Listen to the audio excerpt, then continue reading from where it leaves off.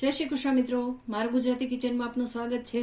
Friends, આજે મારા ઘરે વર્ષોથી ભાખરી કેવી રીતે બને છે એ તમને બતાવું છું કે સવારના નાસ્તામાં અને સાંજના ડિનરમાં મારા ઘરે વર્ષોથી આ જ રીતે ભાખરી બને છે. તો ભાખરીનો ટેસ્ટ પણ ખૂબ સારો આવે છે. બાળકોને ખાલી શાક ન ભાવતું હોય અને ખાલી ભાખરી ખાવી હોય તો પણ આરામથી ખાઈ શકે એટલી ટેસ્ટી બને છે. તો ચાલો શરૂઆત કરીશું. તો એના માટે મેં લીધેલા છે 2 કપ કરકરો લોટ લેવાનો છે. જે ઘઉંનો કરકરો લોટ આવે છે એ લેવાનો છે. તો અહીંયા આપણે આ લોટ લીધેલો છે. હવે એમાં આપણે આ 1/4 ટીસ્પૂન જેટલો અજમો અને હાફ ટીસ્પૂન જેટલા તલ એડ કરીશું. તમે વધતા ઓછા પ્રમાણમાં તલ અને અજમાનું પ્રમાણ રાખી શકો છો અને સ્વાદ મુજબ નિમક લેવાનું છે. અહીંયા આપણે 3 ટેબલ સ્પૂન ઓઇલ નાખવાનું છે. એ વાતનું ખાસ ધ્યાન રાખીશું. હા ફ્રેન્ડ્સ, ભાખરી છે તો ઓઇલનું પ્રમાણ એ પ્રમાણે જશે જ. અને પહેલા તો આને ખૂબ સારી રીતે આપણે મિક્સ કરી લેવાનું છે. 2 કપમાં 3 ટેબલ સ્પૂન ઓઇલ નાખવાનું છે, જેથી કરીને ભાખરી એકદમ બિસ્કિટ જેવી બને છે અને બાળકો લુખ્ખી પણ ખાઈ શકે એટલી સરસ રીતે ભાખરી બને છે. પછી તમે ટિફિન માટે નાની એવી કડક ભાખરી બનાવો તો પણ ભલે અને પોચી ભાખરી બનાવો તો પણ ભલે. તો આને સારી રીતે મિક્સ કરી લઈશું.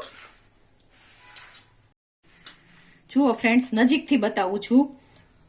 લોટના દરેક કણમાં સારી રીતે આ તેલ છે એ લાગી ગયું છે અને બસ આવી રીતની કન્સિસ્ટન્સી હોવી જોઈએ.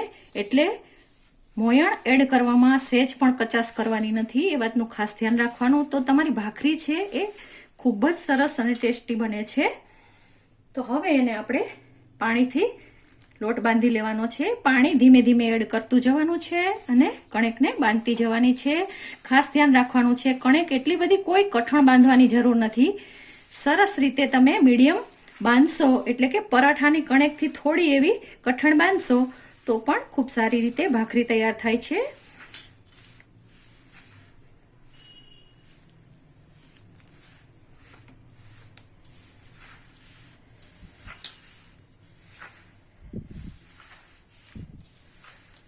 જો પાણી એડ કરવામાં સહેજ પણ આપણે ઉતાવળ કરશું નહીં અને થોડું થોડું આપણે પાણી એડ કરતા જઈશું.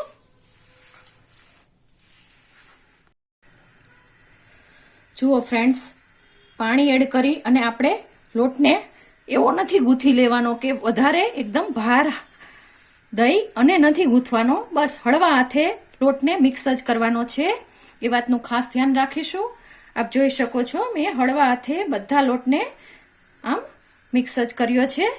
તો બસ આવી રીતે આપણે આ કણેકને તૈયાર કરીશું, જેથી કરીને આપણી ભાખરી છે એ બિસ્કિટ જેવી સરસ એવી ક્રિસ્પી પણ થશે. સોફ્ટની સોફ્ટ રહેશે છતાં પણ ક્રિસ્પી ખૂબ સારી થશે. બસ, અને આપ જોઈ શકો છો, નજીકથી બતાવું છું. જુઓ, આવી રીતે પરોઠાથી થોડો એવો કઠણ એવો લોટ બાંધીશું અને એના માટે મારે અહીંયા 1/4 કપની આસપાસ પાણી ગયું છે. હવે આને રેસ્ટ આપવાની બિલકુલ જરૂર નથી. તમને જે પ્રમાણે નાની સાઈઝ મોટી સાઈઝની ભાખરી ગમે એ સાઈઝનું તમારે લૂ લઈ લેવાનું છે અને અહીંયા બસ આવી જ રીતે વણતું જવાનું છે. સાથે જ અહીંયા મેં માટીની તવી છે એને પણ ગરમ કરવા માટે મૂકી દીધેલી છે. અને આપ જોઈ શકો છો, આવી રીતે આપણે કોઈ વધારે ભાર દેવાનું કે કશું જ કરવાની જરૂર નથી. બસ આને વણી લેવાનું છે. અને મારા ઘરમાં ફ્રેન્ડ્સ વર્ષોથી તલ અને અજમાવાળી જ ભાખરી બને છે. આજે મારા દાદીમાં હતા ત્યારથી આવી જ રીતના ભાખરી બને છે. તો અમે આવી જ રીતના બનાવીએ છીએ. તમારા ઘરમાં જો તમને ગમે તો તમે આમાં શેકેલું જીરું પણ એડ કરી શકો છો, અથવા તો થોડો મરી પાવડર એડ કરી શકો છો. તમારે પ્લેન એવી રીતના ચા સાથે કે દહીં સાથે જ ખાવું હોય તો તમે ચીલી ફ્લેક્સ પણ એડ કરી શકો છો. આ આપણું લૂ સરસ રીતે તૈયાર થઈ ગયું છે. તો હવે આને આપણે વણી લઈશું.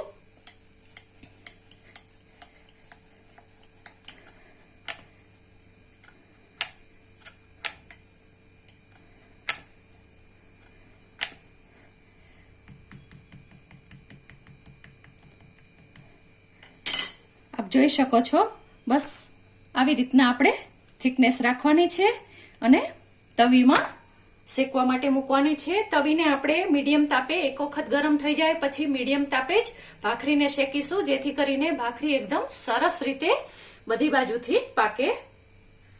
એ દરમિયાન જ આપણે બીજું લુવું પણ લઈ લઈશું અને ભાખરીને તૈયાર કરી લઈશું.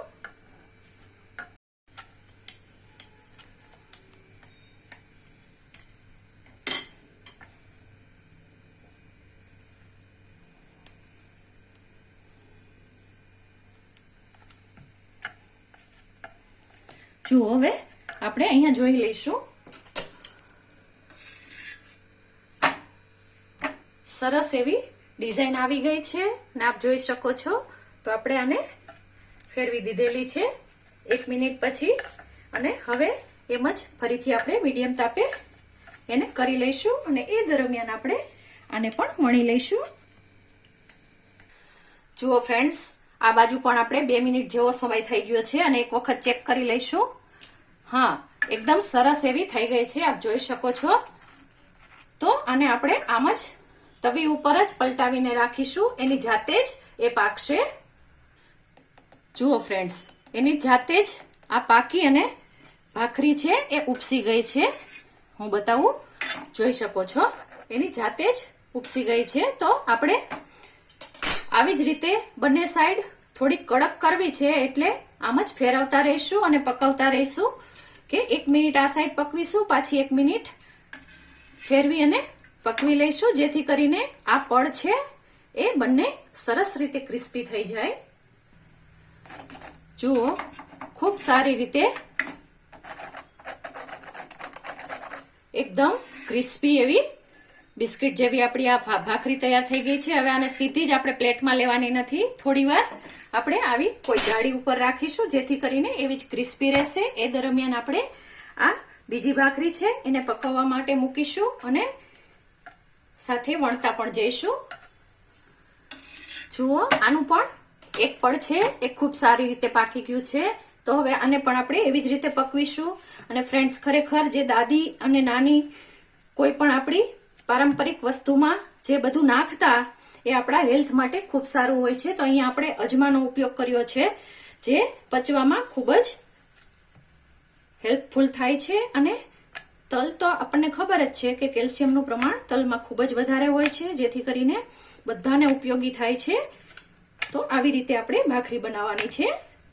જુઓ, આ એની જાતે જ સરસ રીતે ફૂલી ગઈ છે. તો હવે આને ફરીથી આપણે જેમ આને પકવી હતી એવી જ રીતે પકવી લઈશું અને સાથે જ હવે આ ભાખરીને આપણે અહીંયા લઈ લઈશું. હવે મારા ઘરમાં તો આપ અવાજ સાંભળી શકો છો, આટલી સરસ એવી ક્રિસ્પી થાય છે અને મારા ઘરમાં આવી જ રીતે અને ઘી લગાવવામાં આવે છે. તો આપને ગમે એટલું ઘી આપ લગાવી શકો છો અથવા તો તમે ઉપર પણ લગાવી શકો છો. જુઓ, આ પણ આપણી ખૂબ સરસ રીતે તૈયાર થઈ ગઈ છે. આને પણ આપણે એવી જ રીતે મૂકી દઈશું અને બીજી ભાખરીને પકાવવા માટે મૂકીશું. જુઓ ફ્રેન્ડ્સ, આપણી બધી જ ભાખરી છે એ ખૂબ જ સરસ રીતે તૈયાર થઈ ગઈ છે અને ક્રિસ્પી પણ એટલી જ સરસ થઈ છે. તો આપ જોઈ શકો છો આપણી બધી જ ભાખરી તૈયાર છે. તો ચાલો સર્વ કરીશું. તો તૈયાર છે આપણી આ સરસ મજાની બિસ્કિટ જેવી ભાખરી, જેને તમે ચા, દૂધ, દહીં ગમે એની સાથે ખાઈ શકો છો. અને એકનું ટેક્સચર બતાવું છું કે